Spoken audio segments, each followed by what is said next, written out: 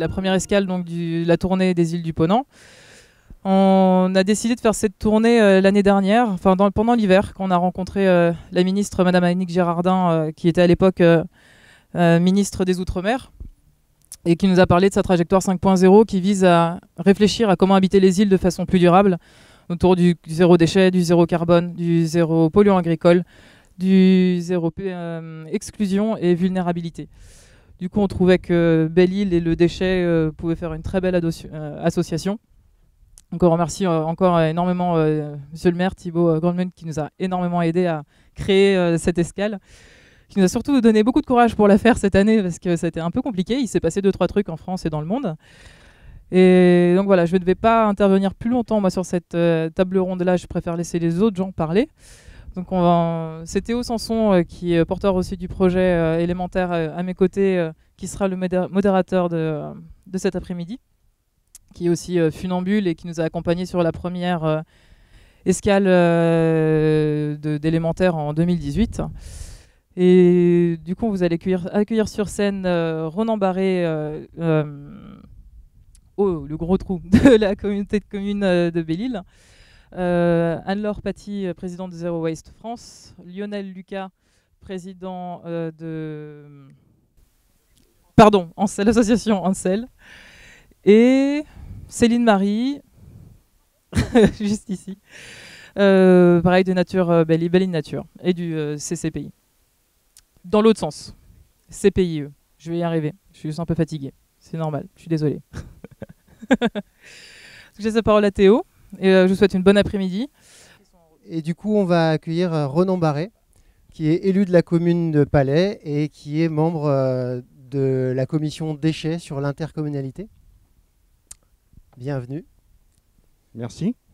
Donc les déchets, c'est bien sûr une problématique mondiale à plusieurs niveaux. On retrouve le plastique dans les océans, on retrouve les déchets biodégradables, mais c'est surtout un sujet qui se traite très localement.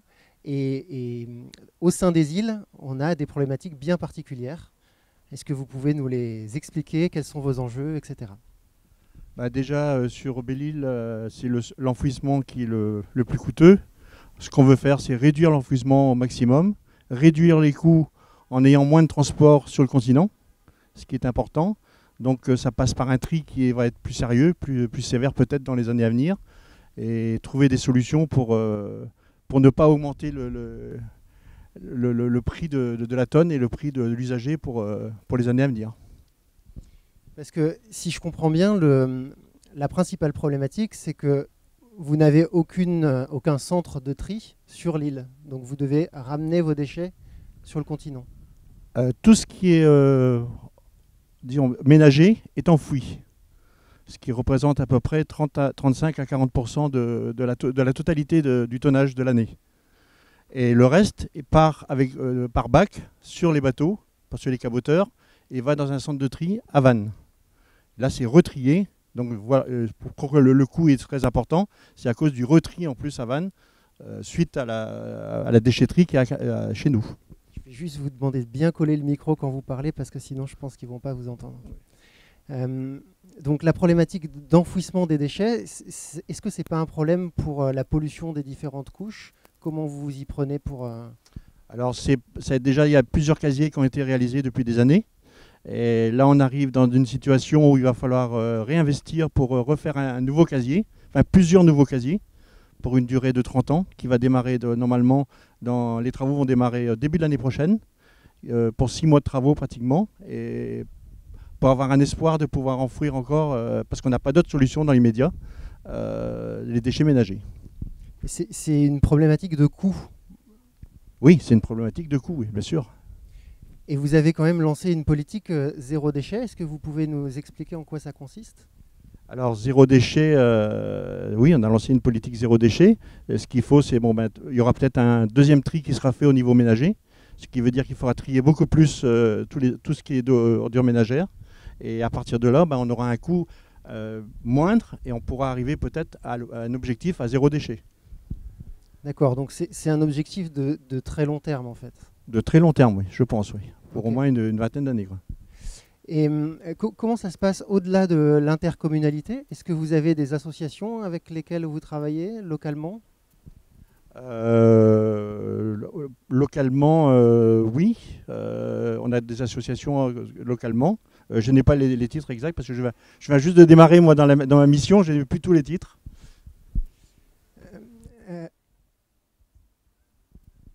Oui, je vais oublier. Le CPIE. Pardon, le CPIE. Il ne faut pas l'oublier. Et la ressourcerie, bien sûr. Le STAL localement. Est-ce que vous pouvez nous expliquer ce qu'ils font? Disons que vous pouvez apporter tout ce qui est usagé de chez vous. Vous pouvez l'apporter là-bas, c'est retrié. C'est revendu après sur Belle-Île pour tout ce qui est toujours prêt à être réutilisé. Et donc, à partir de là, il y a une deuxième vie pour certaines choses. Donc, en fait, on a une réduction des déchets qui sont enfouis grâce à la ressourcerie et au STAL. Entre autres, oui, grâce à la ressourcerie, oui, bien sûr. Okay. Et ça représente combien de personnes qui travaillent là-dessus? Et quelle est la part de déchets qui, du coup, n'est pas enfouie? Je vais demander un petit conseil, là.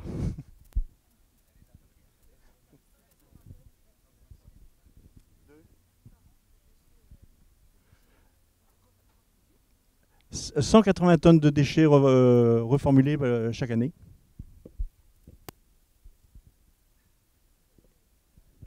Et 6-7 personnes à la ressourcerie. Voilà. Ouais, donc ça représente quand même une part significative. Sans oublier les bénévoles, oui. Donc ça représente une part significative finalement de déchets qui n'est pas enfoui sur l'île. Cette partie-là n'est pas enfouie sur l'île, non, du tout. À part les déchets ménagers, il n'y a pas d'enfouissement sur l'île. Ok. Et au niveau des déchets qui sont compostables, il y a eu des études sur l'île pour savoir quel était le contenu des déchets et comment ils étaient triés par les déjà, tout ce qui est déchets de jardin, tous les élagages, tout est broyé, tout est redistribué, tout est composté, on va dire, et mis en andain chez les cultivateurs. Donc, tout ce qui est... l'idéal, c'est de trouver la solution pour ne plus évacuer le maximum, de évacuer le moins possible. Et il me semble qu'à ce titre, vous avez mis en place une prévention avec les touristes, puisque pendant la période touristique, la part des déchets est beaucoup plus importante. Oui, le juillet-août, c'est la part la plus importante de l'année. Hein. Et qu'est-ce que vous avez mis en place du coup avec le transport maritime pour éviter d'avoir une accumulation de déchets sur l'île? Là, les bateaux, ils font plus de navettes automatiquement. On arrive à, je ne sais plus, j'ai un chiffre, j'ai les chiffres, il faut que je les retrouve. Je crois que c'est 600 rotations par an de bacs, de bateaux. Donc il faut essayer de réduire ça aussi. C'est ça. Le coût des bateaux, il est énorme. Et Belle-Île a été une île très particulière vis-à-vis des déchets. On a vu la marée noire Erika. C'est la première fois qu'une marée noire était considérée comme un déchet. Est-ce que ça a été un électrochoc pour vous, pour les élus, pour démarrer des politiques particulières? Alors moi, j'étais pas à cette époque-là, mais je sais que ça a été un électrochoc. D'ailleurs, il y a eu une exposition à Noël sur l'Erika et qui a mobilisé pas mal de gens, notamment Thibaut qui est là. Donc ça a mobilisé un certain nombre de personnes pour remémorer un petit peu ce qui s'était passé à l'époque, qui a été très grave. Et on en tire encore les conséquences, je suis sûr. Très bien. Merci beaucoup. Du coup, je vais inviter notre deuxième intervenant, Lionel Lucas, qui est donc cofondateur de l'association Ancel et qui est activiste et militant environnemental depuis 20 ans maintenant. Bonjour. Donc vous avez cofondé l'association Ancel. Est-ce que vous pouvez nous expliquer en quoi ça consiste? Alors il y a 20 ans, c'était un peu de temps après l'Erika. C'est vrai qu'il y a 20 ans, on était dans le pétrole. Et nous, ça remonte même en 98, on se disait qu'on trouvait déjà beaucoup de plastique sur les plages et qu'on voulait agir.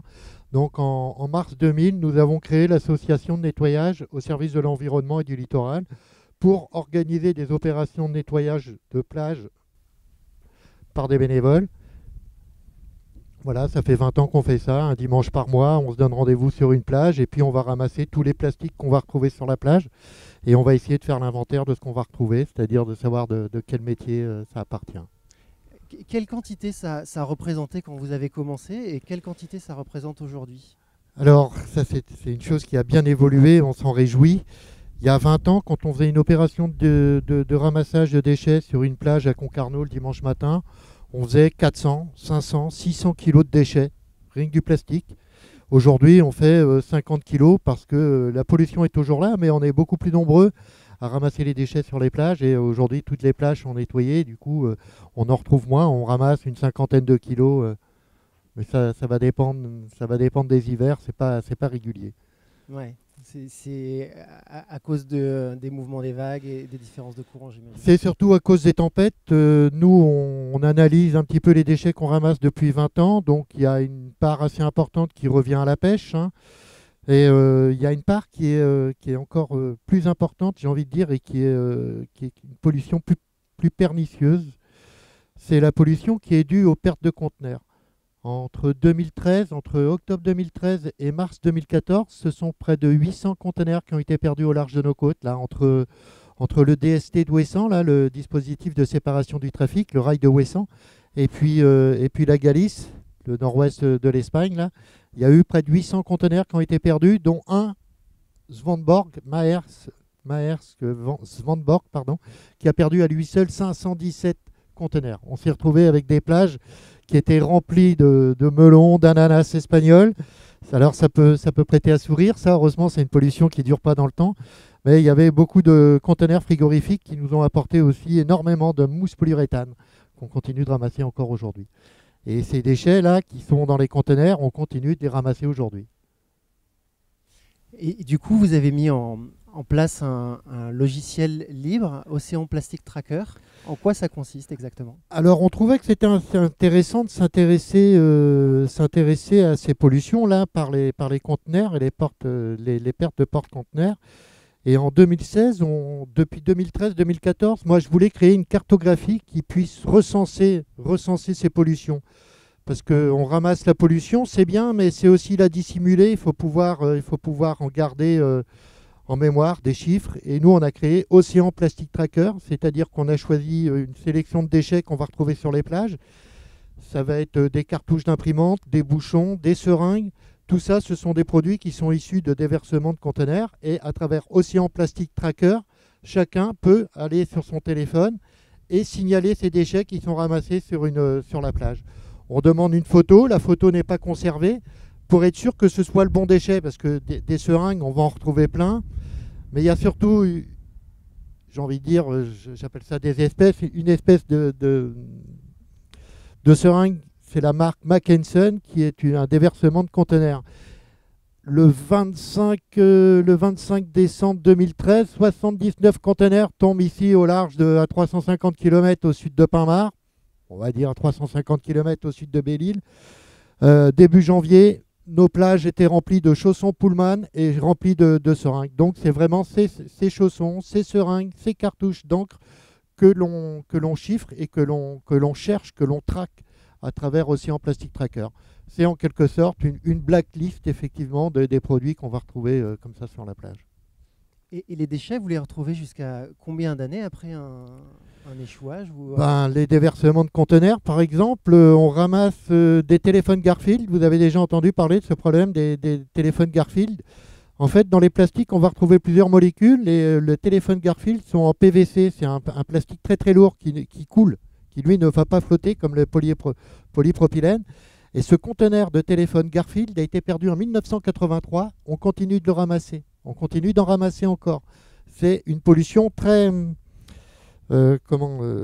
ciblée par zone géographique. On va retrouver ça plutôt du côté de Port-Spoder et des Abers parce que ce sont des déchets qui coulent. Or, 90% des déchets que nous on va ramasser, ce sont des déchets flottants. On a des bouchons ZLR plastiques qu'on appelle ça. Ils sont jaunes et rouges. Le conteneur aurait été perdu en 1995. On continue d'en ramasser.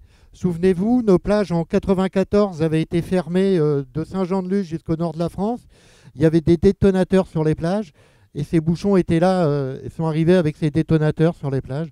Donc on continue de ramasser des bouchons qui datent de 95, des téléphones Garfield dont les containers datent de 1983. On a des déchets qui sont plus récents à travers nos chaussons, les cartouches Hewlett-Packard, etc. Ça date de 2013, 2014, 2015. Il faut savoir que tous les ans, dans le DST, là, de dispositif de séparation du trafic de Ouessant, là, le rail de Ouessant, il y a à peu près 150 navires qui passent tous les 24 heures.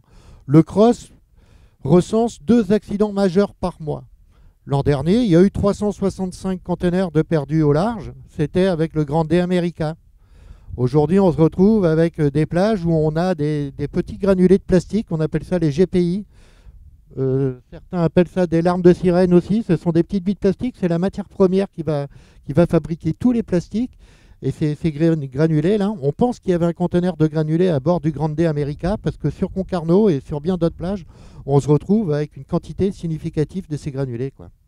Et ça, il n'y a aucune obligation de déclarer ce qu'il y avait à bord parce que tu as l'air de dire il semble qu'il y avait des granulés. Ouais, alors on ne connaît pas le polluant exact. L'armateur, non, le patron, le capitaine, a pour ordre de déclarer les pertes de conteneurs.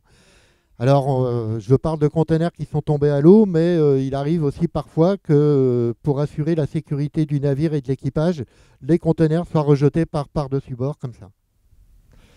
Donc l'activité principale consiste en un nettoyage des plages. Vous avez aussi donc ce logiciel qu'on peut utiliser, et je rappelle, librement. On peut trouver sur leur site internet. C'est Océan Plastic Tracker. Vous allez fouiller un petit peu, vous verrez, c'est très facile d'utilisation. Ça prend quelques secondes, je ne parle même pas d'une minute, ça prend quelques secondes pour faire le signalement, pour nous signaler les seringues, les chaussons, les cartouches Hewlett-Packard. On demande une petite photo, ça prend quelques secondes. On a aussi mis des consignes de sécurité parce que ramasser les déchets, c'est une activité qui peut être dangereuse. On peut retrouver de l'armement de l'ancienne guerre, on peut aussi trouver des choses qui peuvent nous blesser. Donc on a mis des consignes de sécurité parce que ça peut être dangereux. C'est se protéger soi-même, ça va être aussi de protéger l'agent qui va collecter nos sacs après, et aussi l'agent qui va se retrouver à la répurgation après pour ramasser les déchets. Donc on a mis tout en place des protocoles pour ne pas se blesser et ne pas blesser autrui après sur nos ramassages. Et donc il y a l'activité de signalisation et d'études, finalement, l'activité de ramasser, et il y a une activité aussi d'éducation, de prévention. Comment ça se passe? Alors ça, c'est un volet qu'on a développé depuis le début. On s'est appuyé sur le développement durable.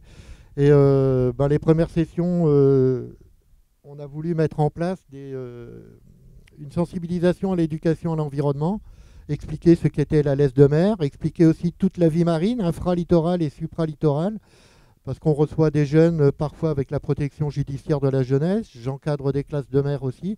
On ne fait pas que du ramassage, on explique aussi pourquoi c'est important d'avoir une plage propre. Qu'est-ce qu'une plage propre? Et c'est synonyme d'une plage vivante. Merci. Et il y avait quand même vous avez parlé de seringues, oui, parfois sur les plages. Oui. Ça veut dire que vous emmenez des jeunes enfants ramasser des déchets Alors on fait, moi quand j'interviens comme ça avec des classes, je fais une opération de sécurisation avec nos bénévoles. On va aller sur la plage la veille, on va regarder qu'il n'y a pas de déchets dangereux, pas de seringues, pas d'aiguilles, pour ne pas blesser les enfants. Mais voilà, c'est des choses qui arrivent, ouais, qui peuvent arriver. Ce sont des déchets qu'on peut retrouver régulièrement.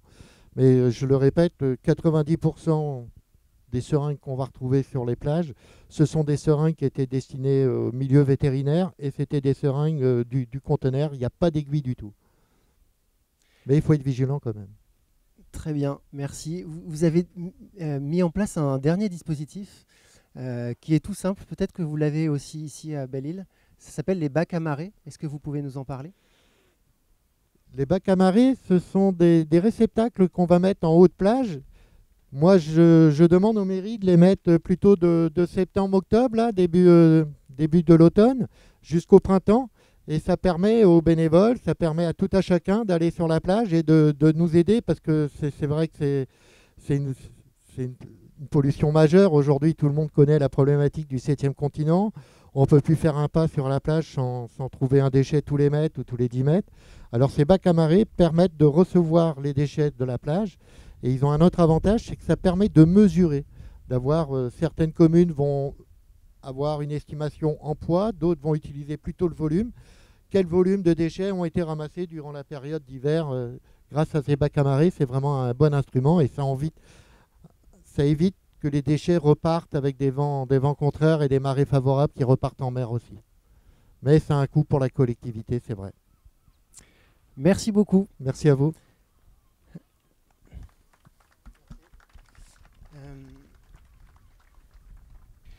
On va accueillir notre troisième intervenante, Céline Marie, qui est donc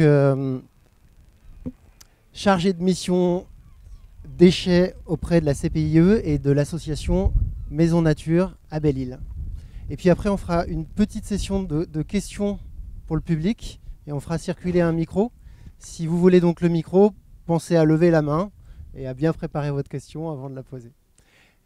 Céline Marie, elle nous a prévu une présentation sur les bateaux, sur la sensibilisation et toutes les problématiques qui peuvent avoir lieu autour de la navigation en mer. Oui, alors donc bonjour à tous. Moi je travaille pour le CPIE, c'est le Centre permanent d'initiative pour l'environnement, qui est un label que la Maison de la Nature a obtenu en 2003. Et l'association Maison de la Nature existe depuis 30 ans.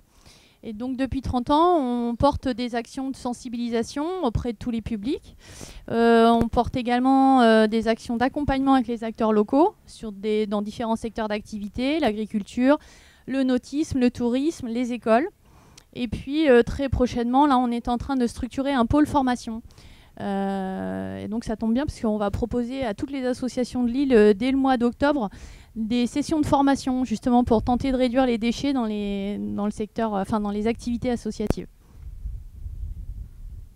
Et donc du coup, alors en fait moi déjà merci de nous avoir proposé de participer à cette table ronde, Marie et toute l'équipe, parce qu'au CPIE, à la Maison de la Nature, on travaille déjà depuis 10 ans sur la promotion des principes de l'éco-navigation. Principe qu'on essaye de promouvoir auprès des usagers, les plaisanciers en premier lieu, les agents portuaires à travers des sessions de formation ou encore auprès des professionnels du nautisme, en diffusant des supports de communication qui sont ensuite amenés à diffuser auprès de leur clientèle, du grand public.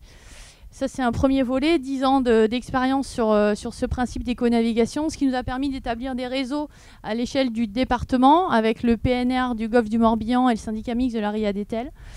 Et puis d'intégrer aussi des grands réseaux nationaux qui s'intéressent, comme vous, aux problématiques de la protection de la mer et du littoral. Un deuxième axe qui est très lié avec la thématique de votre escale, c'est les déchets. On travaille évidemment sur ce thème aussi auprès des enfants, auprès du grand public. Et donc là encore, on décline sur ce thème des actions de sensibilisation, des actions d'accompagnement et puis très prochainement donc, le cycle de formation à destination des associations de l'île. Et comment ça se passe exactement, concrètement, la prévention et la sensibilisation auprès des acteurs de la navigation, éco-navigation? Auprès des plaisanciers, tu veux dire? Ouais. Alors les plaisanciers, c'est simple. Hein. Y a une technique qui marche très bien, c'est d'arpenter les pontons tout l'été. Donc moi, c'est ce que je fais depuis 6 ou 7 ans maintenant. Aussi bien dans le port de Sauzon que dans le port de Palais, et en allant à leur contact auprès des plaisanciers. Alors, ce qui est intéressant avec ce public, c'est qu'ils ne s'attendent pas du tout à nous voir arriver à bord de leur bateau. Donc, c'est ce qu'on appelle un public non captif. Donc, on met en place des stratégies pour attirer leur attention, pour capter leur attention et pour leur diffuser des informations, notamment sur des thématiques comme celle des déchets, mais surtout sur l'information qui porte sur l'aire marine protégée. Parce que Belle-Île en mer est dans une aire marine protégée, et finalement, quand j'interpelle des plaisanciers en direct, je commence toujours par leur demander « Est-ce que vous savez que Belle-Île est dans une aire marine protégée ?» Et on va dire que 90% du temps, les gens ne savent pas. Donc déjà, on a ce message-là à apporter. Et ensuite, la promotion de l'éco-navigation, ça consiste à apporter des messages sur tous les impacts environnementaux qui sont liés à la plaisance. Ça va les économies d'eau, Ça va jusqu'à la gestion des déchets, la gestion des déchets dangereux comme les huiles de vidange, les peintures anti-fouling, toutes les pièces moteurs, même les voiles. Quand on a un jeu de voile qui est ancien, il faut penser peut-être à le recycler. Les eaux noires, les eaux grises, les techniques de mouillage. Enfin bref, il y a plein de thématiques que l'on peut aborder avec les plaisanciers pour qu'ils réduisent au maximum leur impact. Et finalement, au-delà de la sensibilisation autour de l'environnement et des bateaux, les bateaux en eux-mêmes. Ouais. Alors les bateaux en eux-mêmes, en fait, en préparant un peu l'intervention d'aujourd'hui, je me suis replongée dans un cahier technique qui avait été édité par le réseau Econave, qui existe depuis une dizaine d'années. Et effectivement, ils avaient une vision assez intéressante sur la question de la plaisance.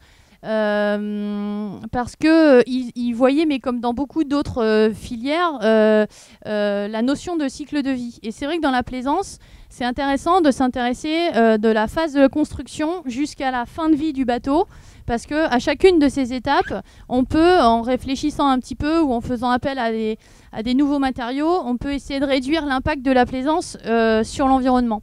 Donc sur la construction, les matériaux de construction les plus généralement employés, c'est les composites, les matériaux issus de la pétrochimie.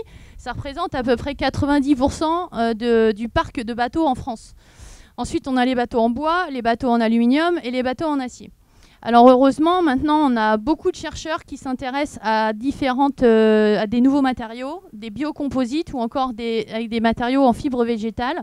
Et j'ai cru voir une entreprise là maintenant qui mettait à disposition des kayaks en fibres de chanvre ou de lin.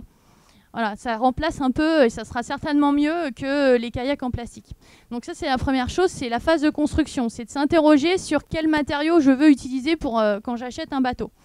La deuxième phase, c'est la phase d'utilisation, avec tous les déchets qui peuvent être générés pendant l'utilisation d'un bateau.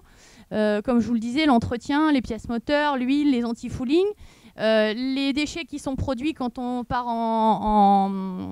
quand on fait de la plaisance. Il y a les déchets à bord, bien sûr. Il y a les fusées de détresse. Il y a le matériel de pêche, il y a les piles, il y a plein de déchets en fait qui sont un peu les mêmes que ceux qu'on a quand on vit à terre, mais qui malgré tout, il faut quand même savoir comment les traiter. Donc heureusement, dans certains ports, maintenant, on retrouve des collecteurs de piles, on a des containers qui permettent de récupérer les huiles usagées. Cette année ou l'année dernière, la communauté de communes avec Angèle, il y a eu une collecte de fusées de détresse qui a été organisée. Je crois que ça a bien marché d'ailleurs. Angèle, elle pourrait nous dire combien de fusées ont été collectées. Voilà, donc ça c'est toute la phase de vie, la phase d'utilisation du bateau. Puis à la fin, bien sûr, il y a la fin de vie. Il y a une étude de l'ADEME qui est sortie en 2017 qui a révélé que près de 360 000 bateaux en France avaient plus de 40 ans. Là, aujourd'hui, en 2020. Et l'âge moyen des plaisanciers, il est situé entre 60 et 70 ans. Et ces mêmes plaisanciers qui ont 60-70 ans, ils représentent 180 000 personnes en France. Et quand on a ces données-là, on se dit, dis donc, on va avoir un sacré boulot avec les bateaux qui vont se retrouver en fin de vie, avec les gens qui vont arrêter la plaisance parce que malheureusement, on fait autre chose au fil des ans. Et du coup, heureusement, maintenant, on a 7 entreprises en France qui vont proposer de déconstruire les bateaux et de recycler le maximum de matériaux possibles. Alors évidemment, les bateaux en composite chimique, ça va être très compliqué. Malgré tout, on va quand même récupérer les pièces métalliques, les cordes, les pièces moteurs, tout ça, ça va partir dans les filières de recyclage. Mais cette filière-là, avec ces 7 entreprises françaises, ça n'existait pas encore il y a quelques années. Mais parce que je pense que ces entreprises, elles ont été créées, cette filière qui s'appelle APER, elle a été créée justement pour anticiper cette tendance au vieillissement des bateaux et au vieillissement aussi, je suis désolée de le dire, mais au vieillissement des plaisanciers. Et donc, qu'est-ce qu'on en faisait des bateaux avant? Simplement, on les hissait, puis on les mettait en décharge et on les laissait là ou... Alors, nous, je crois qu'à Belle-Île, on a un petit parc à bateaux qui est situé sur Haute-Boulogne, qui récupère les bateaux en fin de vie qui sont abandonnés, dont on a perdu les propriétaires. Là, à l'heure actuelle, sur Belle-Île, on n'a pas trop de solutions, me semble-t-il. Du côté de Nantes, il y a une entreprise qui s'est créée qui s'appelle Bateau. Elle porte bien son nom et en fait, elle récupère des vieux bateaux pour en faire des logements insolites. Alors, je dis pas que c'est la solution qu'on pourrait trouver à Belle-Île, mais peut-être qu'on aurait 3-4 bateaux qu'on pourrait mettre à disposition à la place d'une caravane ou d'un logement un peu insolite. Voilà, c'est une solution, mais il doit en exister plein.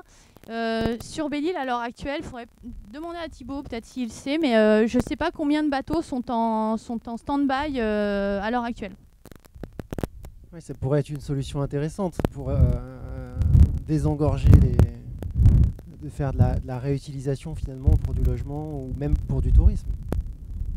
Ouais, l'écotourisme. Et je vous invite à aller voir l'entreprise Bateau, ça s'écrit BATO, accent circonflexe. Et franchement, le concepteur, il a créé des trucs très sympas avec des vieux bateaux Beneteau. D'ailleurs, je crois qu'il a un partenariat avec l'école Beneteau pour faire travailler des étudiants dans la réhabilitation de ces bateaux en logement insolite. Allez voir, c'est amusant. Est-ce qu'il y a d'autres exemples de réutilisation de bateaux ou de filières qui se créent pour récupérer les matériaux ? À part la filière professionnelle des entreprises, donc dans la filière APER, et puis donc cette solution-là qui est très marginale, à l'heure actuelle, j'en vois pas d'autres. Alors après, je pense qu'avant d'en arriver aussi à ces solutions un peu ultimes, nous à Belle-Île, j'ai pas l'impression qu'il y ait beaucoup de bateaux abandonnés quand je compare avec ce qui se fait dans les rades de Brest ou dans les Abers.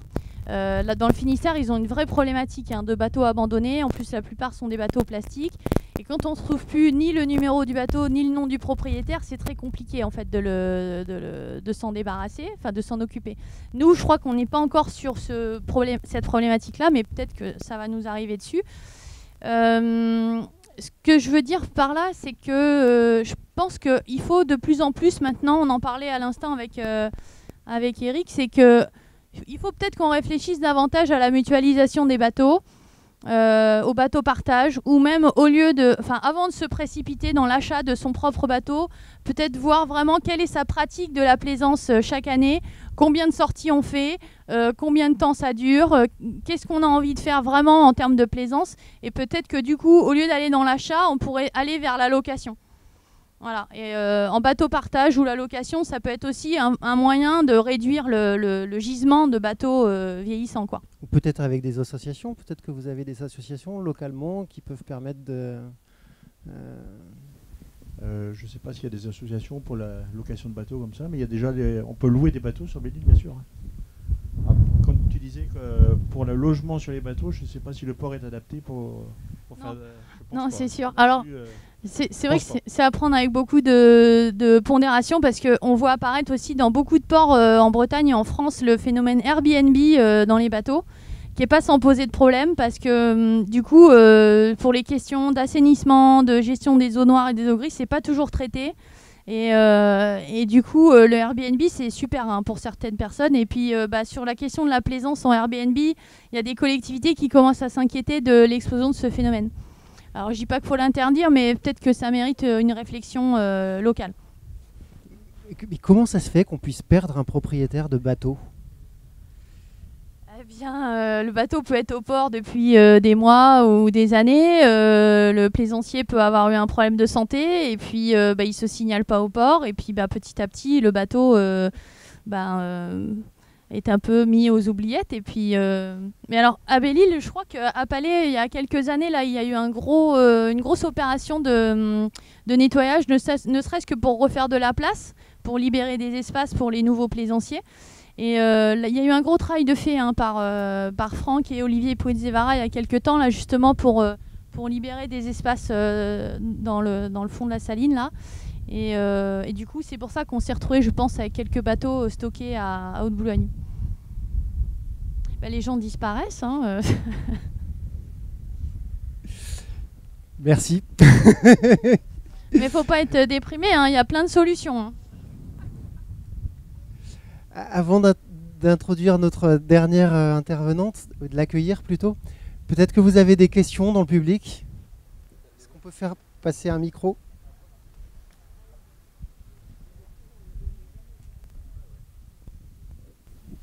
Vous m'entendez ? Oui. Concernant la disparition des propriétaires, je suis quand même assez surpris que l'on ne puisse pas les identifier. Dans la mesure où un bateau a obligatoirement un enregistrement auprès des affaires maritimes et une plaque de signalisation. Ça veut dire que les bateaux, sur ces bateaux-là, on enlève, disons, sciemment la plaque d'immatriculation et normalement, on devrait quand même pouvoir retrouver le propriétaire à un moment ou à un autre. Ça me semble bizarre. Qu'en pensez-vous ? Merci. Effectivement, oui, normalement, tout bateau est immatriculé. Il est référencé, je pense, au service de la DDTM, j'imagine, ou de la préfecture, oui. Oui, quand il reste le numéro d'immatriculation, je pense que c'est pas trop compliqué. Quand les registres des ports sont mis à jour et actualisés, c'est pas trop compliqué. Comme je vous le disais, à Belle-Île, on n'est pas encore confronté, je crois, à ce problème parce que tout le monde se connaît plus ou moins, on connaît qui a quel bateau, donc ça va. Mais je sais que, comme je vous le disais, dans le Finistère, il y a des gros soucis, des bateaux qui sont là depuis 10 ans, 15 ans, qui sont fortement dégradés. Et là, pour retrouver un numéro, une plaque, c'est plus compliqué à identifier, quoi. Mais vous savez, on a la même difficulté avec les véhicules, hein. Et en nombre beaucoup plus important. Pourtant, les véhicules sont identifiés, mais la législation ayant évolué, on a vraiment des grosses problématiques. Alors après, il y a des cessions aussi, hein. Il suffit de céder le bateau, on remplit les papiers, mais qu'à moitié. Finalement, le propriétaire est parti à l'autre bout du monde en disant « Bah non, je l'ai donné à un collègue ». Il disparaît, le collègue n'a pas fait le boulot, il l'a repassé à un copain dans le port. Et ça se retrouve franchement très régulièrement. On est entre 30 et 40 bateaux, hein, encore, où on a du mal à identifier. Et surtout, à trouver la filière, hein, comme l'évoquait Céline tout à l'heure. Mais là, dans le plan de relance du gouvernement, d'ailleurs notre député a fait une allocution hier et on passe ça aussi dans les priorités, le recyclage des bateaux dans les ports. Donc voilà, on espère enfin pouvoir trouver les filières parce que tout est plus compliqué, y compris à Belle-Île, parce qu'il faut aussi les acheminer, mais d'abord par voie d'eau. Alors, juste une remarque concernant l'évolution de la plaisance que vous avez signalée et qui est tout à fait pertinente concernant le vieillissement des bateaux et des usagers. Alors en ce qui concerne les jeunes, moi, je me pose quand même une vraie question, parce que lors du dernier salon nautique à Paris, des vendeurs de chez Beneteau et compagnie, quand ils recevaient des plaisanciers en puissance, leur disaient écoutez, pour un couple avec 2 enfants, c'est minimum 40 pieds. On voit aujourd'hui de plus en plus de grosses unités qui sont très peu utilisées. Et les infrastructures portuaires n'ont jamais été prévues pour accueillir de tels bateaux. Et ça aussi, c'est un vrai problème. Alors peut-être que c'est l'ego des propriétaires qui devient surdimensionné, et plus le bateau est gros, plus on est important, voilà. Et c'est pas pour autant qu'on navigue beaucoup. Bon, je prends la suite, pas sur les bateaux. Je m'appelle Jacques Fournier, j'habite à La Roche-Bernard, et je me suis engagé auprès de ma municipalité pour le changement climatique et ses problématiques. Concernant les déchets, on a une action individuelle à faire, toute simple. C'est en amont de produire des déchets, ne pas acheter les déchets. C'est-à-dire, je dirais, éviter les supermarchés, acheter local. Vous allez avec vos contenants auprès de vos commerçants, vous achetez en vrac et vous évitez d'acheter du plastique. Exemple, moi j'adore les laitages, j'achète que des contenants en plastique ou en verre avec des capsules en aluminium. Tant pis pour les Danone et compagnons. Danone et compagnie, ils peuvent crever, j'en ai rien à fiche. Voilà. Donc agir individuellement en amont pour ne pas produire de déchets. Nous, on produit juste un petit sac en plastique de déchets par semaine qu'on met dans la poubelle de nos voisins qui est vide et ça évite des manipulations. Moi, j'attends avec impatience les poubelles collectives de mon quartier. Alors, à ce titre, il me semble que dans la commune, il y a eu d'ailleurs des épiceries zéro déchet, ou en tout cas qui produisent moins de contenants plastiques. Déjà sur le marché de Palais, les marchés en général sur Belle-Île, il n'y a pas de sac plastique, il n'y a rien du tout, donc sauf peut-être les poissonniers, mais le reste c'est tout du papier recyclable. Oui, il y a également Casino et Super U maintenant qui proposent un rayon vrac, et puis il y a toujours Gaëla qui est rue Joseph Lebris qui propose depuis des années et des années des condiments en vrac. On y arrive, oui, ça se développe bien, mais c'est vrai que depuis que les grands supermarchés s'y sont mis, moi je trouve que ça donne aussi un message plus fort. Hein. Quand les grands supermarchés s'y mettent, ça veut dire qu'il y a une vraie attente qui a été prise en compte, quoi. Ça tombe bien parce que c'est exactement la spécialité de notre dernière intervenante, Anne-Laure Paty, qui est donc... Plus rien à dire, vous pouvez inviter monsieur, je pense que... Donc Anne-Laure Paty qui est présidente de Zero Waste France. Alors, bonjour à tous. Moi, je suis donc Anne-Laure Paty, présidente de Zero Waste France. Alors, peut-être un premier sondage. Qui connaît l'association Zero Waste France? Alors, quand même, quelques mains. Bon, c'est bien. En tout cas, j'ai un bon gisement de... donc, j'ai un bon gisement de futurs adhérents devant moi, donc c'est parfait. Donc, c'est une association qui existe depuis 1997. Qui promeut une société zéro déchet, zéro gaspillage. Donc c'est pour ça qu'on a qu'on a anglicisé le nom de l'association, Waste en anglais, parce que Waste en anglais, ça veut dire déchets et gaspillage en même temps. Donc en fait, ça permet de travailler sur les gisements amont-aval, parce qu'en amont aussi, on a toute la partie économie des ressources, en fait, qu'il ne faut pas oublier. Alors c'est une association qui promeut une vie zéro déchet, zéro gaspillage, et qui a plusieurs actions. Donc la première, c'est de décrypter l'actualité. Donc on va décrypter tous les textes de loi, tout ce qui va sortir sur le sujet des déchets, en tous les cas sur les thématiques que l'on traite, pour sensibiliser les citoyens et toutes les personnes qui le souhaitent. Ensuite, on va accompagner et outiller les acteurs de terrain. Donc que ça soit par exemple les entrepreneurs, vous parliez monsieur tout à l'heure du vrac et de la consigne par exemple. Donc on va outiller les acteurs de terrain qui développent des solutions autour de ces sujets. Également les collectivités, puisqu'on fait beaucoup de formations pour les collectivités sur les sujets que nous on maîtrise. Et puis évidemment outiller les citoyens et tous nos groupes locaux, puisque à l'heure actuelle, Zero Waste France a plus de 100 groupes locaux présents sur le territoire. Malheureusement, il n'y en a pas à Belle-Île, mais peut-être que ça viendra. Mais le principe d'un groupe local, c'est que c'est en fait un collectif de citoyens, donc c'est des bénévoles. Hein, sur certains groupes locaux, il y a des salariés, mais très peu. Et le principe, c'est qu'ils mettent en place, ils déclinent l'action du national, c'est-à-dire de l'association nationale qui est Zero Waste France, sur le territoire, en choisissant les actions sur lesquelles ils souhaitent travailler. Et ensuite, donc, on décrypte, on outille, et ensuite, on essaie de faire bouger les lignes. C'est-à-dire qu'on a une personne qui travaille au plaidoyer, on a un juriste au sein de l'association, pour justement, sur toutes ces thématiques autour du déchet, d'accompagner les réformes législatives. Donc récemment, il y a eu la LAGEC, donc la loi anti-gaspillage pour l'économie circulaire, qui a été promulguée en début d'année.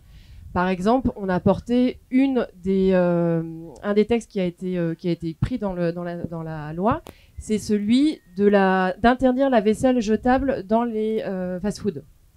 Ça paraît quelque chose de bon sens. Aujourd'hui, quand vous allez dans un fast-food, on vous sert à manger. Alors déjà, il faut aller dans les fast-food, mais en tout cas, si vous allez dans un fast-food, on vous sert à manger dans la vaisselle jetable. Donc en fait, vous restez sur place et vous mettez tout à la poubelle.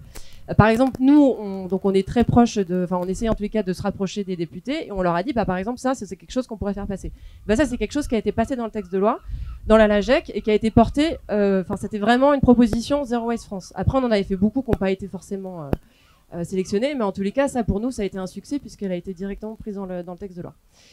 Que vous dire d'autre? C'est une association qui a plus de 3000 adhérents aujourd'hui, donc pour nous, c'est important d'être nombreux et de se compter, parce que plus on est nombreux, plus justement on a une force auprès des instances publiques. On est principalement financé par les citoyens, donc c'est pour ça que je disais que c'est un peu important d'adhérer à ce genre d'association. C'est qu'on a plus de 60% du montant total du budget de l'association qui est financé par les citoyens. Et en fait, ça nous permet plusieurs choses, notamment une liberté de ton, puisqu'on est sur les sujets déchets assez militants, donc ça permet de donner notre avis sans se sentir un peu limité. Et une autre chose qui est importante, c'est que du coup, on peut mettre les sujets qu'on veut à l'ordre du jour et à l'agenda. C'est-à-dire que du coup, le fait qu'on ne soit pas financé pour une action précise permet de demain parler des moquettes, parler de justement de la vaisselle jetable, permet des emballages biosourcés, etc. Donc ça, c'est le gros avantage du coup d'avoir du financement citoyen. Ça a été fondé par des anciens de Greenpeace en fait. Donc c'est vrai qu'on a vraiment une association qui est financée à 100% par les citoyens. Donc du coup, ça nous permet vraiment d'avoir on a cette fibre militante et indépendante qui forge l'association. Voilà, je ne sais pas ce que je peux raconter d'autre. Ouais, tu as mentionné donc les citoyens, Ouais. les politiques. Oui. Comment vous travaillez avec les entreprises? Est-ce que vous travaillez avec les entreprises? Alors, comme je disais, on va outiller les entrepreneurs qui vont proposer des solutions zéro déchet. Alors, on est à l'origine, par exemple, du réseau VRAC et du réseau Consigne, qui sont aujourd'hui 2 réseaux indépendants, donc qui ont un salarié chacun, je crois, sur les sujets Consigne et VRAC. Le VRAC, je rappelle, enfin, je pense que vous voyez tout ce que c'est effectivement pouvoir acheter ces aliments, enfin, en tout cas, les aliments sans emballage.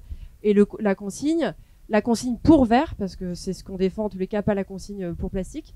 La consigne pour verre, c'est le principe de ramener son contenant, donc que ça soit une bouteille ou un pot, et de le remplir directement dans le magasin, ou en tous les cas de le rendre pour qu'il repart pour être lavé et être mis dans le circuit. Ça permet d'éviter de brûler, enfin de faire chauffer le verre, et donc en gros le verre est recyclé, évidemment, est recyclable, mais ça consomme beaucoup d'énergie en fait de recycler le verre. Donc c'est en fait mieux de développer des solutions de consigne pour le verre sur un territoire en fait. Et donc favoriser la réutilisation. Exactement. Donc nous on est pour la recyclage. réutilisation des emballages, vous l'aurez bien compris. Et donc du coup on va outiller on va outiller les acteurs à ce niveau-là. Donc on a mis en place des bourses, comme je disais, on est à l'origine de tous les collectifs qui se sont créés autour de ça. On va éventuellement aussi accompagner des entreprises qui souhaitent se faire accompagner sur ces sujets. Mais comme je disais, ça reste vraiment des prestations très limitées. Et on va travailler avec des acteurs qui sont déjà engagés. Parce qu'on a vraiment, nous, c'est comme je vous disais, cette volonté d'indépendance. Donc à l'heure aujourd'hui du greenwashing pour beaucoup d'entreprises, nous on souhaite pas être accolés à certaines entreprises. Donc du coup, eux peuvent se faire accompagner par d'autres personnes parce qu'il y en a qui ont des bonnes volontés. Nous on va accompagner quelques sociétés, mais finalement pas beaucoup parce que c'est pas l'ADN de l'association à la base. Mais il y a des gens qui le font et qui le font très bien. Vous souhaitiez réagir? Oui, je voulais dire juste une petite chose sur le palais. Justement, je fais partie d'une association qui s'appelle Rivage. Et l'association Rivage, elle organise des fêtes maritimes sur Belle-Île déjà depuis 4-5 ans. Et donc, on fait les repas, on prépare les repas. Tous les plateaux, ce sont des plateaux biodégradables et les couverts sont lavés chaque fois, réutilisés tous les ans, déjà depuis 2 ans. Alors c'est très intéressant, ça. Vous avez parlé de couverts biodégradables. C'est quelque chose qui est apparu il y a très peu de temps, si je ne dis pas de bêtises. Comment ça fonctionne? Est-ce qu'on peut les mettre dans son compost? Alors ça c'est un vrai sujet parce que il y a beaucoup d'amalgame aussi entre les termes biosourcés, biodégradables. Enfin voilà, on va apparaître ça sur les sacs plastiques, sur les couverts, enfin sur plein d'objets. Alors déjà pour ce qui est compostable, il y a 2 normes. Il va y avoir la norme home compost et compostable industriel. Donc ça c'est 2 normes différentes. La première, elle explique que vous pouvez normalement le mettre dans votre compost à la maison. Donc le compost que vous allez avoir en fond de jardin. Donc vraiment soit un tas, soit directement dans un composteur. Et normalement, le plastique que vous mettez est censé se composter naturellement dans votre composteur. Et la norme industrielle nécessite de chauffer à plus de 60 degrés, je crois, de mémoire, le compost. Donc c'est 2 normes différentes. Ceci dit, après, il faut effectivement, pour ce qui est de la norme de compostage industriel, c'est toujours pareil, c'est des histoires de filière. C'est-à-dire que vous mettez à disposition des produits qui peuvent être compostables ou biosourcés ou biodégradables, etc. Mais encore faut-il qu'ils soient collectés dans une filière à part. Parce que finalement, si votre plastique, vous le mettez dans votre poubelle jaune, aujourd'hui, il n'y aura pas un tri qui sera fait a posteriori, en fait. Donc du coup, c'est des solutions qui existent et qui sont à encourager. Mais il ne faut pas que l'argument de compostabilité ou de biosourçabilité... si vous voulez, mettre à l'arrière-plan le fait qu'on doit d'abord travailler sur la prévention des déchets et donc sur la réduction à la source. C'est un petit peu, nous, ce qu'on défend aujourd'hui, c'est vraiment le fait de dire que la prévention... Le recyclage, c'est important, c'est nécessaire. Est-ce que vous avez une idée du pourcentage de recyclage de plastique qui a été recyclé depuis l'invention du plastique? En pourcentage? 0, un peu plus quand même. Non. Bon, c'est 5%. Donc c'est 5% du plastique depuis les années 50 qui a été produit, qui a été recyclé. Donc vous voyez, quand on parle en fait des campagnes qu'on peut voir sur le plastique recyclable, on se rend compte que finalement c'est quand même en même temps un gros argument marketing. Donc ce qui se recycle le mieux, c'est le plastique des bouteilles, donc c'est le PET, donc les bouteilles que vous achetez. Mais tous les autres, en fait, principalement, vous le mettez dans votre poubelle jaune parce qu'il faut le trier et qu'on veut éviter d'avoir des pertes. Mais globalement, il ne va pas être recyclé en fait. Donc le vrai sujet, c'est comment. En plus, on en a parlé. Moi, je passe après des gens qui ont parlé de pollution. Donc on voit la vraie problématique du plastique, c'est qu'effectivement, il y a des pertes sur la chaîne. On le retrouve partout. Aujourd'hui, on boit du plastique, on mange du plastique. Donc il faut le savoir. Donc les vraies questions, enfin en tout cas que défend l'association, c'est comment on réduit à la source cette pollution de plastique en fait. Et donc c'est vraiment sur les sujets de prévention qu'il faut travailler en fait. Donc c'est pour ça que nous, c'est vrai que sur tous les sujets de plastique biosourcé, tout ça, on essaye de vraiment dire non mais travaillons sur les sujets amont plutôt que sur trouver des argumentaires qui vont faire vendre en fait, principalement. Oui, puis les matériaux, ils perdent en qualité au fur et à mesure. Ouais. Alors c'est pareil sur les questions de recyclage. Effectivement, on va vous dire que la bouteille elle va être 100% recyclée, 100% recyclable, etc. Mais pour refabriquer une bouteille vierge, c'est-à-dire on réintroduit du plastique recyclé dans le processus, mais ça va être au maximum, je crois à l'heure actuelle, c'est 25% de la nouvelle bouteille en fait. Donc c'est-à-dire qu'il faut toujours ajouter de la matière vierge. Vous n'aurez jamais une bouteille 100% avec du plastique recyclé. Donc c'est pour ça que c'est souvent des arguments qu'on met en avant.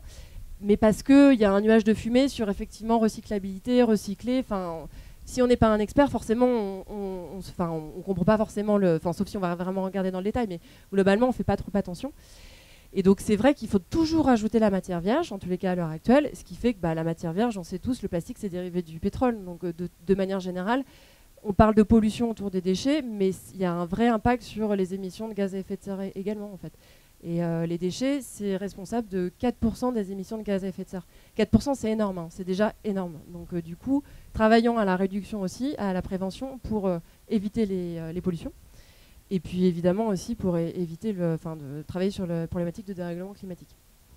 Et alors, sur les déchets, qui est un sujet hyper vaste, est-ce qu'il y a un déchet emblématique sur lequel il faudrait travailler en priorité ou...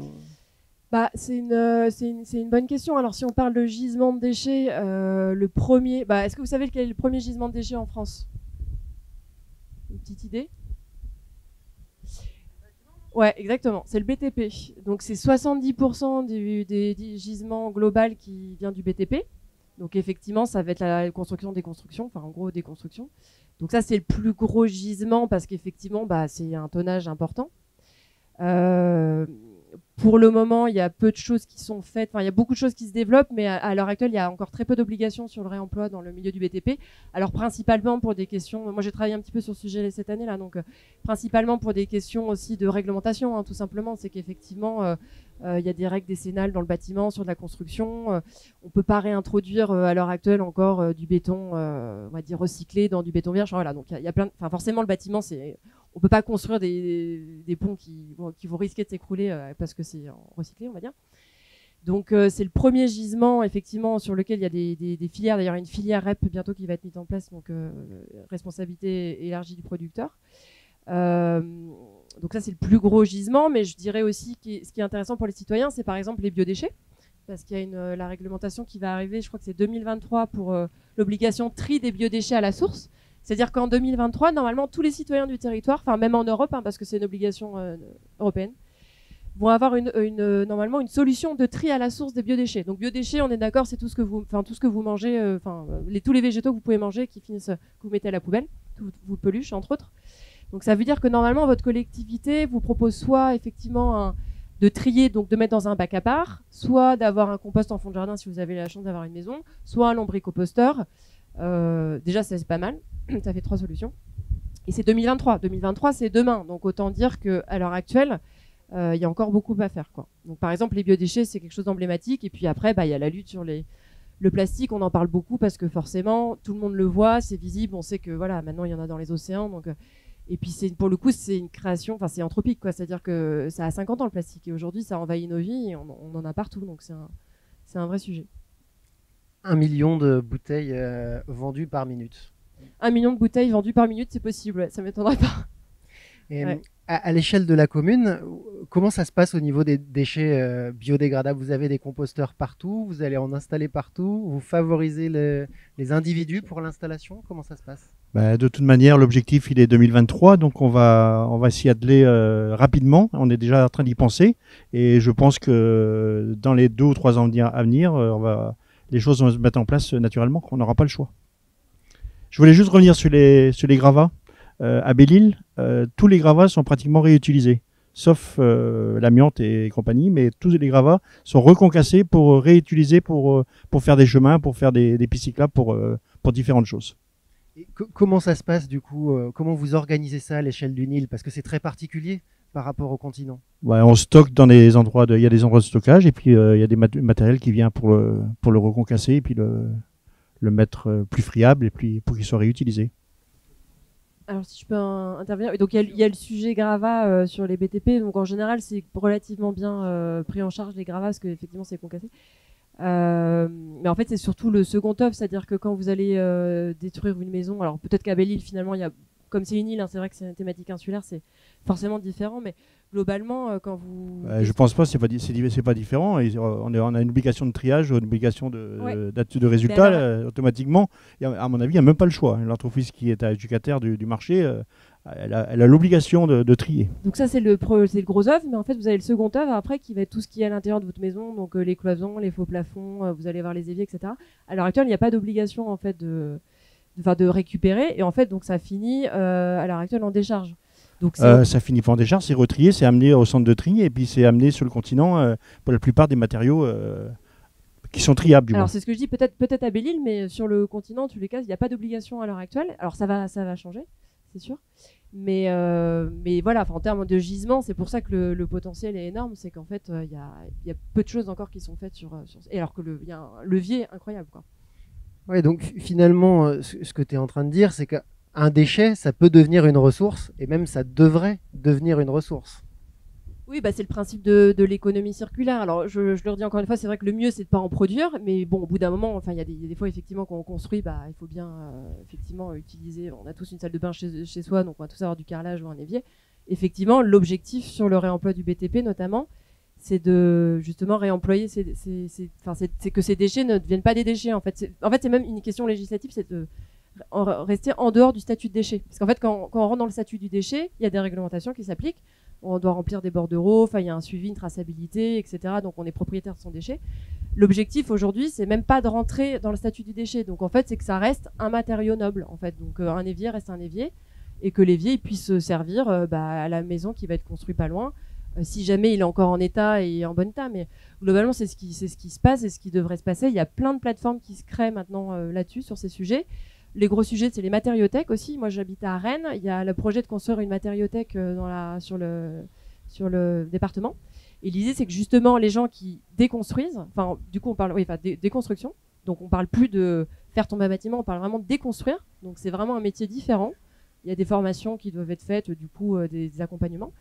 On va pouvoir déconstruire le bâtiment, récupérer, donc je parlais de mon fameux évier, de mon bidet, des faux plafonds. On les stocke dans un coin, donc du coup, dans une matériothèque. Et on sait globalement le stock qu'on va avoir, il va pouvoir être réutilisé ailleurs. Ça, c'est des choses qui sont... ça, c'est l'avenir, en gros. C'est les choses qui commencent à émerger. Donc, sur le territoire, il y en a quelques-unes déjà. Et l'idée, c'est qu'à terme, on soit là-dedans, dans une économie, effectivement, circulaire, vertueuse, quoi. Que ça devienne... qu'on parle même plus de déchets, globalement, en fait. D'ailleurs, à Belle-Île, vous avez un super exemple là-dessus, c'est la recyclerie. Oui, la ressourcerie, oui, justement. Est-ce que vous pourriez nous en dire plus ? Oui, je pense que la ressourcerie, de toute manière, c'est des matériaux récupérables, récupérés par des particuliers, et puis qui sont remis en service pour la réutilisation, soit pour la construction, soit pour l'aménagement d'une maison, éventuellement. Il y a aussi des déchets qui sont considérés comme des déchets, mais qui sont la laisse de mer. Est-ce que tu peux nous en dire plus? Parce qu'il y a certaines communes qui, pour des raisons touristiques, arrivent avec des gros tracteurs et enlèvent toutes les algues. Alors nous, c'est un sujet sur lequel on se bat aussi depuis la création de l'association Ancel. En 2000, on a vu l'État a aidé les communes à se doter d'engins de nettoyage qui faisaient suite à la pollution de l'Erika. Et ils se sont équipés de cribleuses et de tracteurs. Et c'est une pratique qu'on a vu se développer depuis l'Erika. Et c'est une pratique sur laquelle nous on se bat parce que la laisse de mer aujourd'hui, la laisse de mer, il faut entendre ce que la mer nous laisse. ça va être ces algues qui sont échouées sur la plage, ces algues et tous ces débris naturels dans lesquels on va retrouver bien évidemment les déchets anthropiques. Mais voilà, nous on milite. C'est une chose qu'on ne voit pas à Belle-Île. J'ai téléphoné à Belle-Île récemment. Il n'y a pas de nettoyage mécanique de fait ici, et fort heureusement. Par contre, sur le continent, c'est quelque chose qu'on voit avec toutes les conséquences que ça a, parce que chaque fois que le tracteur et la cribleuse vont aller sur la plage, il va y avoir des enlèvements de sable, des enlèvements de galets, l'arrachage de plantes pionnières, et tout ça contribue à l'érosion du littoral, le retrait du trait de côte. C'est un phénomène qu'on a vu s'accélérer depuis quelques années.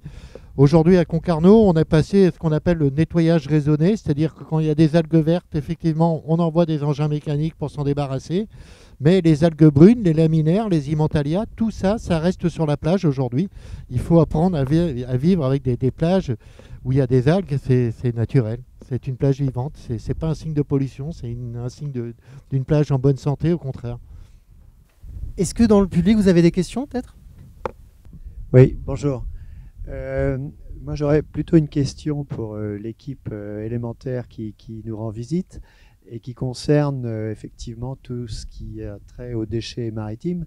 Est-ce que, ayant arpenté le monde via la mer, vous avez rencontré des nations qui avaient des pratiques à cet égard ou des idées naissantes, je dirais, intéressantes dont on pourrait s'inspirer? Du coup, je vais me permettre de répondre à celle-là.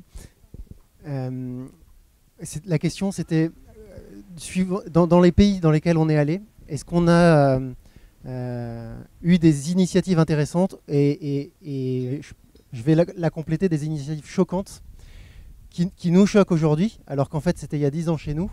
Au Groenland, ils brûlent leurs déchets sur la plage et on en retrouve partout.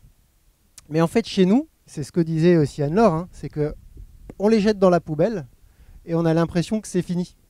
Mais aujourd'hui, il y a une statistique de l'ADEME qui est édifiante à ce sujet. Et je crois que c'est 60% des biodéchets qui sont brûlés ou enterrés. Ce qui est un non-sens total, puisque en fait, on devrait les composter et faire de la nourriture ou faire du carburant. Et ça, par contre, c'est ce qu'on a vu en Islande, où là, ils sont beaucoup plus avancés sur ces thématiques-là. Et ils ont déjà toutes les structures qui sont mises en place pour récupérer les déchets et en faire des ressources. Mais ces exemples-là, en fait, il y en a tout un tas. Et toute la difficulté, c'est de pouvoir les mettre en place, notamment sur les îles, parce que c'est des microcosmes plus petits. Et c'est là où le travail entre les associations nationales, locales, les politiques publiques, les entreprises, toutes ces concertations doivent être les plus importantes. Et c'est des sujets qui sont complexes et qui prennent du temps. Voilà pour faire court. Oui, bonjour, François Bouteille, habitant de Belle-Île. Quitte à passer pour un râleur, je suis un peu surpris de la tournure de cet échange, puisqu'il me semblait qu'on était plus à essayer de traiter de la problématique ressources et difficultés du traitement des déchets sur les îles et sur Belle-Île en particulier. Et là, j'entends des exemples extrêmement intéressants, mais il me semble que Concarneau ne fait pas partie des îles du Ponant. Alors, ceci étant, il y a eu un travail citoyen qui a été réalisé sur ce sujet à l'initiative du CPIE fin 2019, dont on ne parle pas du tout, et qui me semble exemplaire, où une centaine de citoyens se sont mobilisés durant des soirées pour, au vu d'une trame qui leur était proposée, d'essayer d'élaborer ensemble des solutions d'amélioration. Alors j'aimerais que notre représentante du CPIE, voire les élus, nous en parlent un petit peu. Et puis, pour être pratico-pratique, je suis sur Internet, là, actuellement, et je n'ai pas réussi à trouver votre tracker. Donc, ça serait bien qu'avant de partir, vous nous donniez vraiment les moyens de le trouver, parce que là, je vois du tracking à flot en Nouvelle-Zélande et ailleurs, mais celui dont vous parlez, je ne le trouve pas. Merci.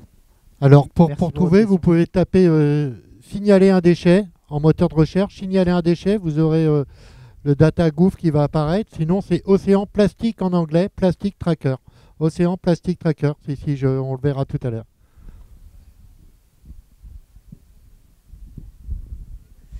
Oui, merci de me rappeler qu'effectivement, en 2019, on a eu des soirées thématiques qui ont été proposées au Belle-Îlois. Donc effectivement, on a eu de mémoire une centaine de personnes qui sont venues s'exprimer en apportant des solutions, en tout cas des idées de solutions. Parmi ces propositions, la collectivité en a retenu, dont celle justement, celle dont je vous parlais tout à l'heure, c'est la formation.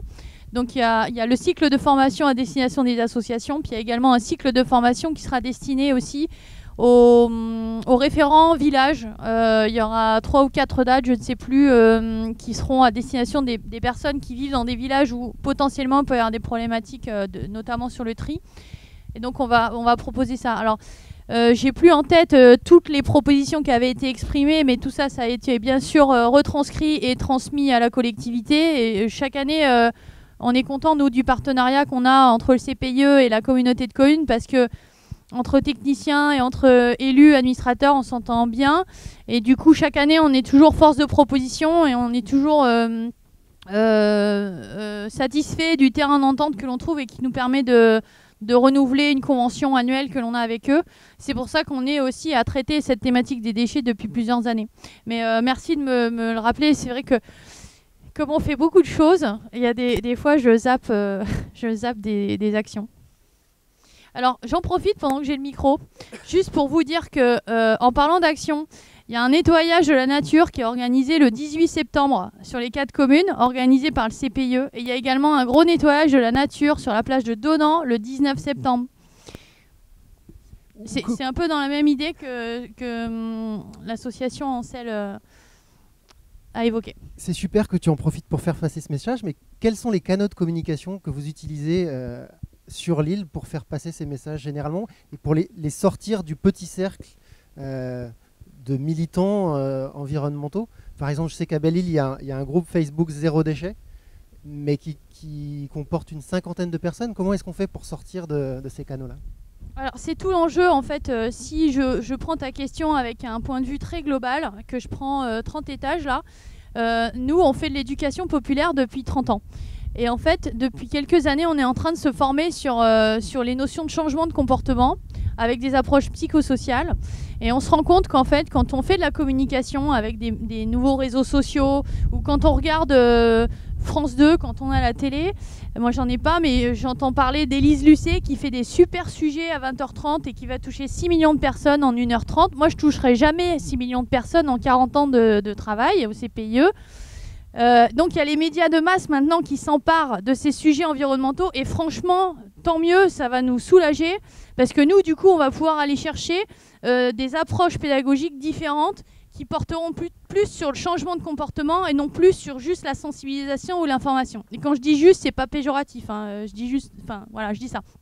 Donc en fait, la formation qu'on a suivie sur le changement de comportement, elle va nous amener, j'espère, dans les temps qui viennent, à proposer des accompagnements plus pratico-pratiques. C'est pour ça qu'on voit dans certaines collectivités, et Angèle en a organisé il y a quelques années, des ateliers pour fabriquer ces produits d'entretien fait maison.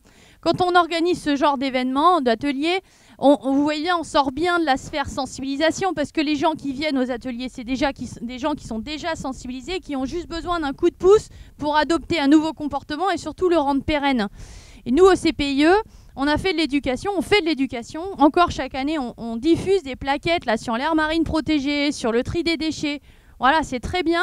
Mais je pense que vraiment, au stade où on en est, par rapport à ce que tu viens d'évoquer sur les enjeux mondiaux, là, par rapport à la pollution, il faut qu'on change de braquet. Et pour changer de braquet, ça ne suffit plus l'information, ça ne suffit plus la sensibilisation. Il faut vraiment qu'on agisse.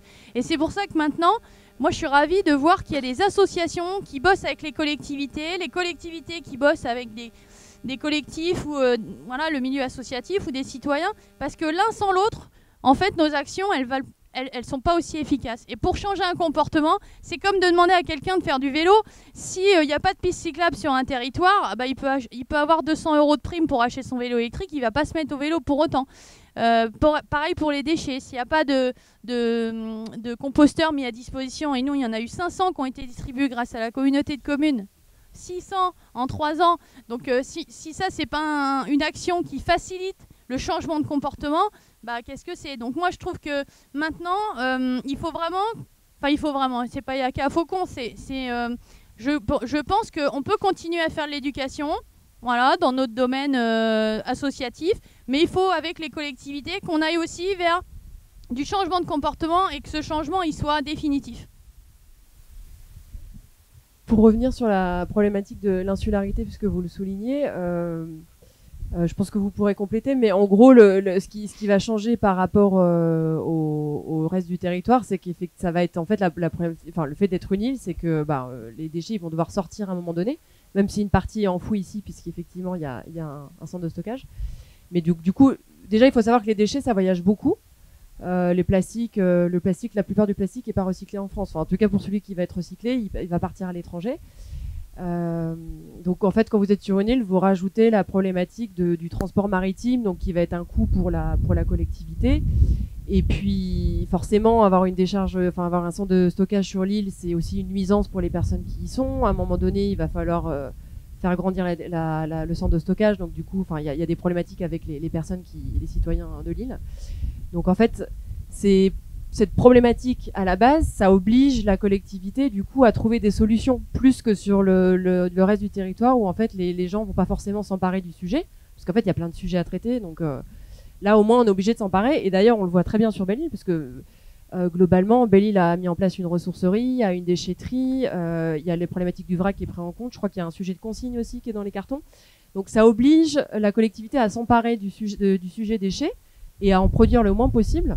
Donc en fait, finalement, ça crée une opportunité pour travailler sur tous ces sujets et donc on transforme justement la problématique en opportunité. Donc c'est ça qui est intéressant. Il y a un concept qui est régulièrement mis en avant dans les problématiques environnementales, c'est le concept du pollueur-payeur. Parce que là, vous avez parlé énormément d'encourager, de mettre en place les structures, mais qu'en est-il des gens qui refusent de le faire qui ne s'y intéressent pas du tout? Alors, moi, je peux en parler parce que j'ai bossé pour un éco-organisme, donc je connais un petit peu le sujet. Donc ça, c'est le principe des filières responsabilité étendue du producteur. Donc ça décline effectivement du principe pollueur-payeur qui est un principe européen. Et donc c'est décliné sur des filières par type de produit. Donc à l'heure actuelle, en fait, c'est tout ce qui est éco-contribution. Donc quand vous achetez quelque chose qui est un emballage, vous payez une éco-contribution à éco-emballage. Quand vous achetez un frigo, vous payez une éco-contribution pour la fin de vie du produit. En fait, c'est le principe. C'est-à-dire que vous achetez un produit qui potentiellement va devenir un déchet. Et donc, on considère que c'est le principe de que la responsabilité, elle va être sur l'acheteur. Donc, quand vous allez acheter votre frigo, je crois que vous payez 3 ou 4 euros, qui va servir à traiter le produit en fin de vie. Donc, le frigo, il va se retrouver à la déchetterie, dans le meilleur des cas. Il va être démantelé, il y a plusieurs métaux, il y a de l'électronique, etc. Donc du coup, chaque chose va trouver sa filière. Il va y avoir du recyclage, il va y avoir de la perte, et ça, c'est un coût forcément. Et donc aujourd'hui, il y a la mise en place je crois qu'il y a une quinzaine de filières à l'heure actuelle françaises. Et donc normalement, vos déchets sont pris en charge au bon endroit. Donc que ça soit acheter de la peinture, acheter un frigo, acheter les piles. Voilà, il y a une filière pour les piles. Enfin, il y en a plein. Il y a des filières qui vont arriver, c'est les filières sur les articles de sport. Il va y avoir une filière aussi intéressante sur les textiles à usage unique. Donc typiquement les masques, on est en plein dedans. À l'heure actuelle, vous achetez un masque, vous ne payez pas d'éco-contribution. Donc là, je ne sais plus combien de centaines de millions de masques sont mis en vente en France chaque mois. Mais ça, à l'heure actuelle, il va y avoir une filière pour traiter les masques. Donc du coup, quand vous achèterez un masque, il y a des opérateurs qui vont être rémunérés pour la prise en charge de ce produit. Donc en fait, pour revenir à ta question, normalement, si jamais tu mets en vente en France, tu es metteur sur le marché d'un frigo aujourd'hui, tu ne peux pas déroger à la règle, c'est obligatoire pour toi. Donc en fait, tu peux pas refuser de faire partie du système. Par contre, il y a des produits qui en font pas partie. Donc aujourd'hui, effectivement, les équipements sportifs, c'est pour 2022-2023, je crois. Aujourd'hui, tu mets sur le marché un équipement sportif, en gros, tu prends pas en charge la fin de vie du produit, mais à terme, en 2022-2023, tu seras obligé de payer une éco-contribution à un éco-organisme qui s'occupera, lui, de toute la gestion, de récupérer en déchetterie, de retrier, recycler, etc. Et donc que ça finisse pas en incinération ou en centre de stockage, quoi, en gros. Ok, donc ça c'est à l'échelle collective. Et à l'échelle des collectivités et des individus, on pourrait par exemple faire payer au poids ou au volume avec une carte. On voit ça dans quelques communes. Est-ce que vous l'avez envisagé sur Belle-Île ou pas? On y pense, et à la redevance incitative, et on y pense. Donc dans les années à venir, je dirais dans les 2 ou 3 ans à venir, ça va se mettre en place. d'une manière ou d'une autre, obligatoirement. Donc, avec du coup un système de cartes et de... C'est pas encore. C'est en réflexion. On en parle, c'est en réflexion. J'imagine qu'il y a d'autres questions dans le public.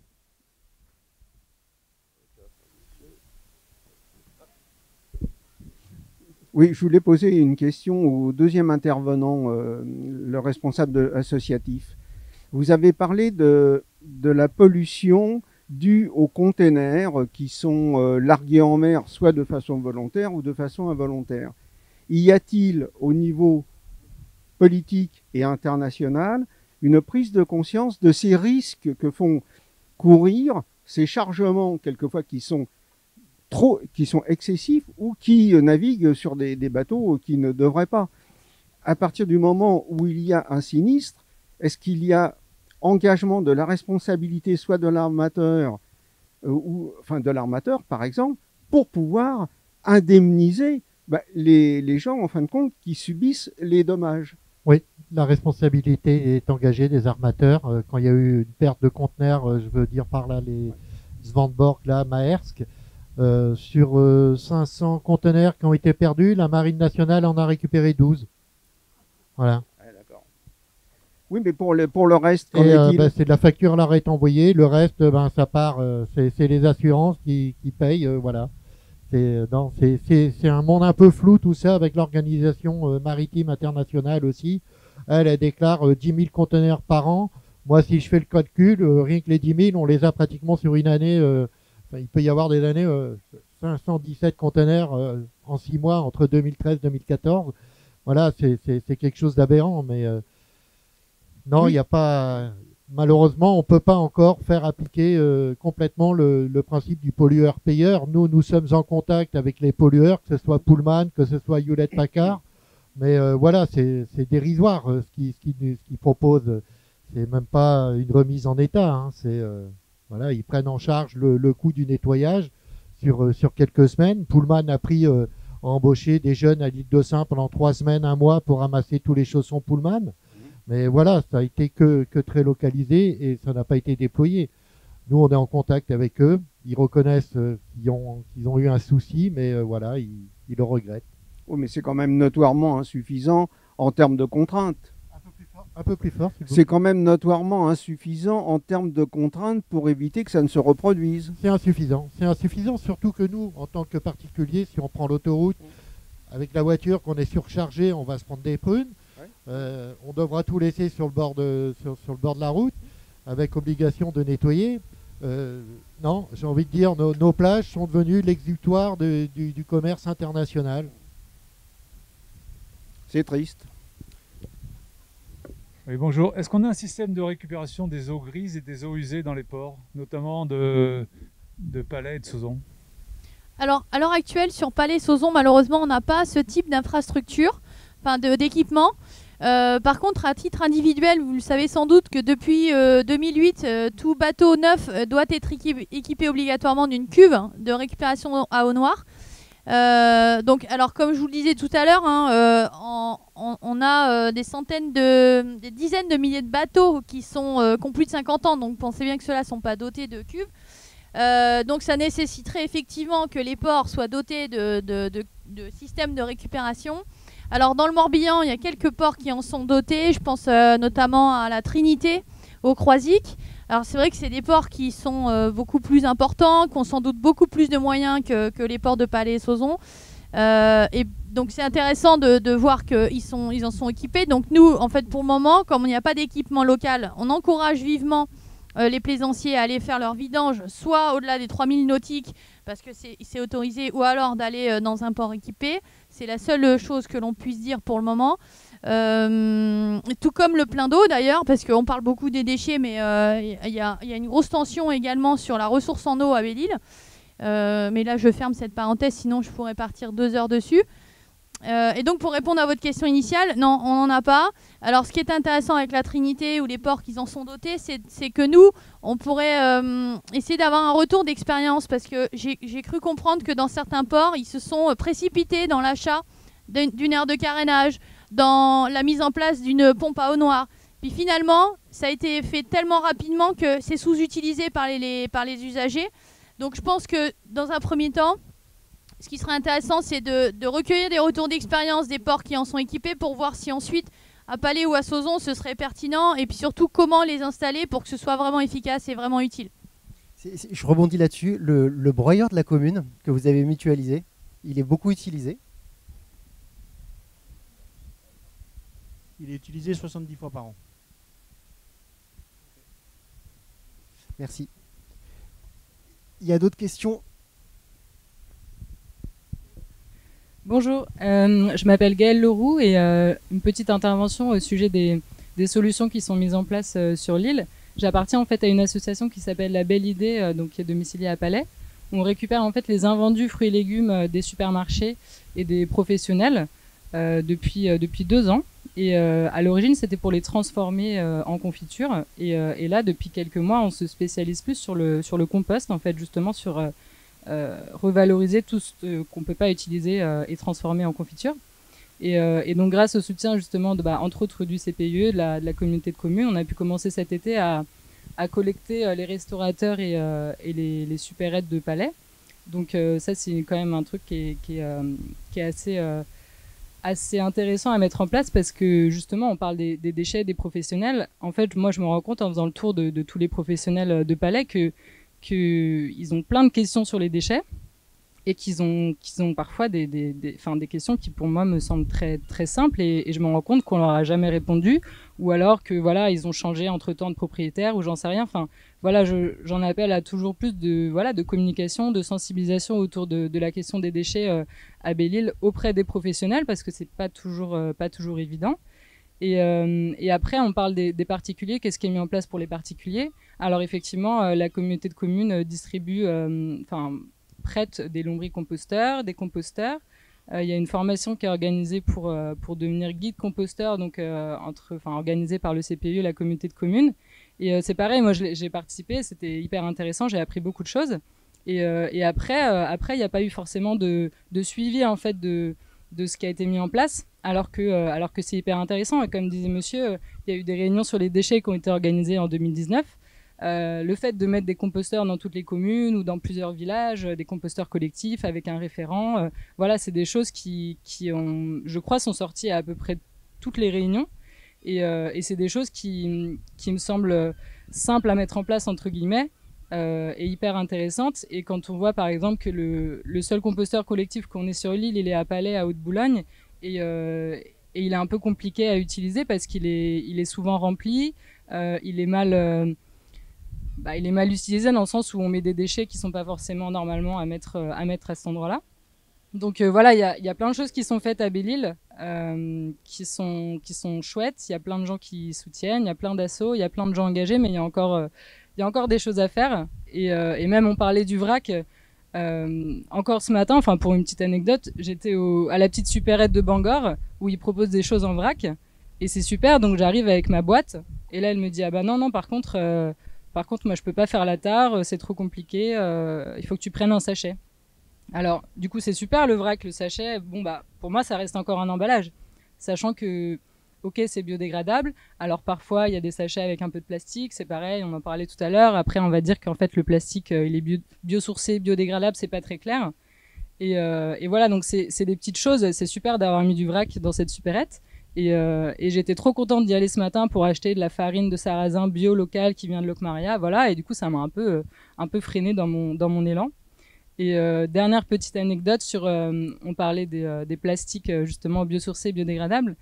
Quand on a commencé à faire du compost il y a à peu près 1 an avec l'association, j'en discutais avec des amis qui ont notamment une crêperie, un bar à Sauzon, qui me disaient ah bah c'est super, regarde moi j'ai des petites touillettes en amidon de maïs, et puis alors moi j'ai des super gobelets, alors c'est pas du plastique, c'est de l'amidon de maïs ou de blé ou de je sais pas quoi, enfin des choses qui sont censées être biodégradables. Et j'ai dit bah super, écoute, tu vas voir, on va le mettre dans le compost, et puis l'année prochaine ça aurait disparu. Et en fait je savais bien que ça aurait pas disparu, mais c'était super de faire l'expérience. Et 1 an plus tard, je suis allée au même endroit dans le compost, et effectivement ça n'avait pas disparu, parce que comme tu disais, il y a des choses en fait pour être compostées, ça doit être composté industriellement, en fait. Donc c'est pas... La norme home compost, moi je l'ai testé aussi. Alors moi j'ai un lombricomposteur parce que je suis en appartement. J'ai essayé de mettre un sac plastique dedans. Le sac n'a jamais disparu, quoi. Mais bon, je pense que c'est pas vraiment fait pour les lombricomposteurs, c'est plutôt fait pour les composteurs de maison.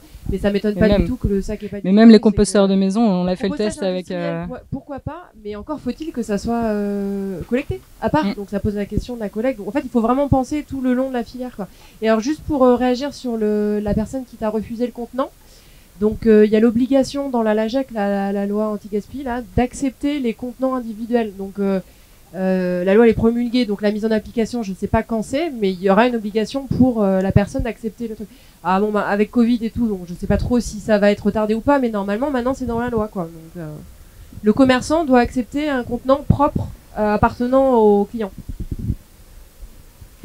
Merci beaucoup pour toutes ces remarques et très pertinentes et l'engagement local. On va prendre encore une dernière question, s'il y en a encore une. Et après, je laisserai Thibaut Grolmund, le maire, conclure. Et j'espère que les échanges à la fois locaux auront permis aux associations nationales de pouvoir se faire une idée de la difficulté sur les îles au niveau des déchets, et inversement que tous, vous aurez pu vous inspirer et trouver des solutions à mettre en place localement pour faire bouger les lignes. Bien, bah écoutez, Anaïk, si tu veux venir à mes côtés, Anaïk est présidente de la communauté de communes, donc qui gère, qui est en gestion notamment les déchets sur l'île. Beaucoup de sujets, beaucoup de questions et surtout beaucoup de perspectives à imaginer, parce qu'on a évoqué des associations, mais depuis quelques temps il y a beaucoup de porteurs justement avec des idées nouvelles qui font bouger les lignes. De notre côté c'est le cas aussi, on travaille effectivement sur les déchets mais aussi sur les circuits courts, notamment des projets de laiterie, des projets d'autonomie alimentaire, d'autonomie énergétique. Les sujets sont vastes et variés sur Belle-Île et surtout on est un territoire et une échelle de territoire où on peut expérimenter des choses et je crois qu'il faut plus mettre de frein, il faut y aller. Hier on discutait encore de solaire sur les bassins, sur nos barrages. Alors est-ce qu'on va le faire ou pas, je ne sais pas parce que ça s'est jamais fait en France, il y a des blocages, mais on imagine que pour nous ce sera aussi des solutions. Donc voilà, je crois qu'il faut pas se mettre de frein. Je voulais surtout remercier tous les intervenants pour la qualité des échanges et puis Marie et toute l'équipe parce que franchement c'était pas évident à mettre en place avec les conditions sanitaires. Bravo, merci de nous apporter votre dynamique et puis il y aura d'autres choses à écrire ensemble demain, donc merci beaucoup à vous. Alors le petit atelier à côté, c'est pas un pot, qu'on soit bien d'accord. C'est juste, comme il fait chaud, certains pourront se rafraîchir avec du jus de pomme, mais sinon c'est un petit atelier de cuisine avec la cuisinière du bord qui va vous raconter un petit peu comment elle fait les choses. Donc gestes barrières obligatoires et masque avec pour les échanges. Je vous remercie, vous avez aussi du gel à disposition. Désolé de faire le gendarme, mais je suis obligé de le faire. Et je passe la parole à Naïk pour dire un tout petit mot pour clôturer définitivement. Merci. Un tout petit mot, vous m'entendez? Oui. Voilà, merci à tous les intervenants. C'est intéressant. En même temps, sur une île, il faut qu'on fasse attention parce qu'il y a quand même un équilibre. On a plein d'envies, mais il faut que ce soit viable aussi. Donc on a plein de bonnes idées. Et comme le rappelait, je crois, Céline tout à l'heure, ou je ne sais plus quel intervenant, que le meilleur déchet, c'est toujours celui qu'on ne produit pas. Donc soyez tous vigilants dans vos achats parce que voilà, c'est ce que... Aujourd'hui, c'est facile aussi de critiquer tout le container qui navigue sur les flots, mais on est tous bien équipés dans nos maisons et ailleurs. Donc il faut juste faire attention. Voilà. Et moi, j'ai beaucoup d'espoir parce que c'est vrai qu'on a plein d'idées. Voilà, il faut savoir... et maintenant, il nous reste à savoir si on va nous suivre et si on va pouvoir faire de Belle-Île aussi, pas un laboratoire expérimental, mais qu'on va pouvoir... voilà, tout à fait. Donc merci à tous et puis bonne fin de journée. Et merci à l'équipe de Marie.